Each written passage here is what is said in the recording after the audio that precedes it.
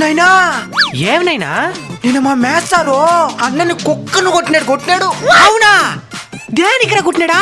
ఏమో నాకేం తెలుసు, మీ పెద్ద కొడుకుని అడుగు. రే పెద్దడా, ఏమినైనా ఏమిరా నిన్న మ్యాథ్స్ సార్ నిన్ను కుక్కను కుట్టినాడంట? ఈడే చెప్పేసి ఉంటాడు. మొన్న ఒక చాక్లెట్ ఇమ్మంటే ఇచ్చినావా? సావరా. నువ్వు హ్యాపీరా? ఎందుకు కుట్టినాడా? ఆయన పేరుకే మేస్తారు, ఆయనకి లెక్కలే తెల్లా. ఓ మ్యాథ్స్ సార్కే లెక్కలు నేర్పించే అంత తెలివిమంతుడు అయిపోయినావా? ఏం తెలియమంతురా, ఒకసారి ఆయన చెప్పే లెక్కలు చూపిస్తాను చూడు.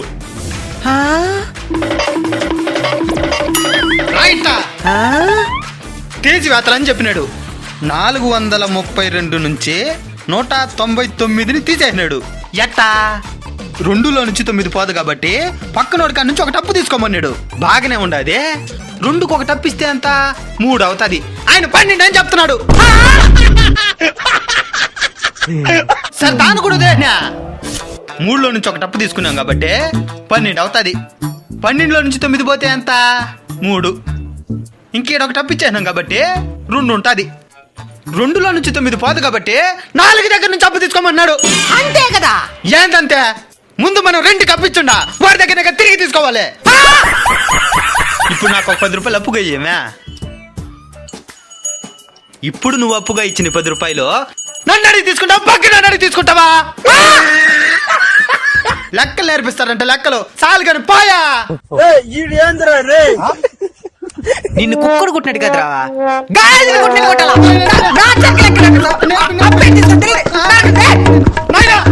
అప్పుడు నీ చిన్న కొడుకు ఏమైనా ఇచ్చింది అనుకునేవా? వాడిని కూడా తెలుగు సార్ కాకిని కొట్టాడు. నిన్నెందుకు కుట్టినాడ్రా? ఆయన ఎంత ఒక తెలుగు సారు. ఏమైందో చెప్పు. తెలుగు సార్ తెలుగు చెప్పాలా? అచ్చగాని ఎప్పుడు చూడ సమోసాల గురించి చెప్తా ఉంటాడు. సమోసాలా? నాయనా అది సమోసాలు కదా నాయనా, సమోసాలు.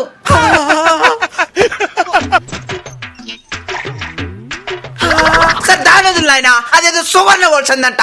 ఎప్పుడు చూడ సందు గురించే చెప్తా ఉంటాడు. తెలుగు సార్కి సువర్ణ వలసందులేం పని నాయనా? అది సువర్ణ వలసంది కదా నాయనా, సవర్ణ దీర్ఘ సంధి. నిన్ను కాకిని కుట్టినట్టు కదరా?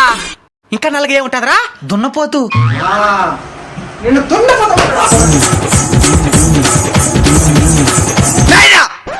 అప్పుడు నువ్వేమైనా పెద్ద ఆర్యపట్ట. మొన్న సూర్యుడు చుట్టూ గ్రహాలు ఎందుకు తిరుగుతున్నాయంటే ఏం చెప్పినవా? మర్చిపోయినేనా? పని పట్టలేదు కాబట్టి తిరుగుతున్నాయన్నావు. మరంతే కదే.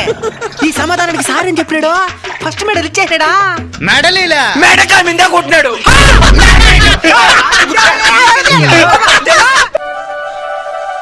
అప్పా ఈ కష్టాలన్నీ మనకైనా. ఆదివారం తాకూడదు, కైలో పని రెడీగా పెట్టుకుంటాడు నాయన.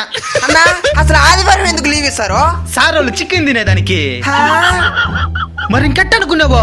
సోమవారం శనివారం లీవ్ ఇచ్చినావు అనుకో, నాన్ వెజ్ తినమదు. అందుకని సార్ వాళ్ళు ఆదివారం లీవ్ ఇస్తుండేది. ఎవరురా నువ్వు ఇంత టాలెంటెడ్ ఉన్నావు? అవును, నీకు చాలా తెలివి ఉన్నది. దిష్టి పెట్టబాక. ఇంకా ఏమన్నా వస్తున్నావు? ఇంత లేట్ కన్నా సర్దించిదా? ముందే కదా తేవాలా?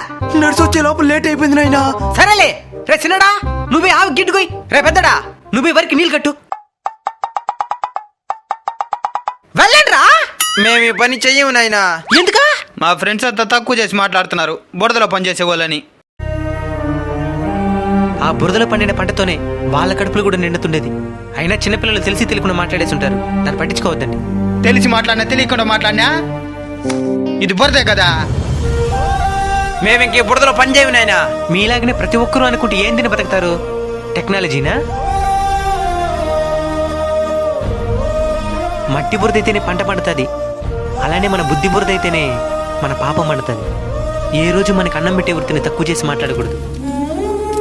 మీరు ఈ బురదకే ఇలా ఫీల్ అయితే డ్రైనేజీలలో పనిచేసే వాళ్ళు ఏ విధంగా ఫీల్ అవ్వాలి? వాళ్ళు లేదంటే ప్రపంచమే అపరిశుభ్రంగా మారిపోతుంది. మన కడుపు నింపే ఏ పనైనా మనం దైవంతో సమానంగా చూడాలి. ఎవడైనా తక్కువ చేసి మాట్లాడితే వాడికి బుద్ధి వచ్చేలా సమాధానం చెప్పాలి, కానీ తల్లి లాంటి వృత్తిని వదిలేయకూడదు. సరేనైనా, ఇంకెప్పుడు మన కడుపు నింపే పని గురించి తక్కువ చేసి మాట్లాడవునైనా. మనం చేసే పని పక్కవాడికి వికిలింతగానే ఉండొచ్చు, కానీ అదే మనకి ఆ భగవంతుడి కౌగిలింత. ఏ రోజు మీరు చేసే పనిని తక్కువగా అనుకోవద్దండి. అలానే పక్క వాళ్ళు చేసే పనిని కూడా గౌరవించడం నేర్చుకోండి. జై హింద్.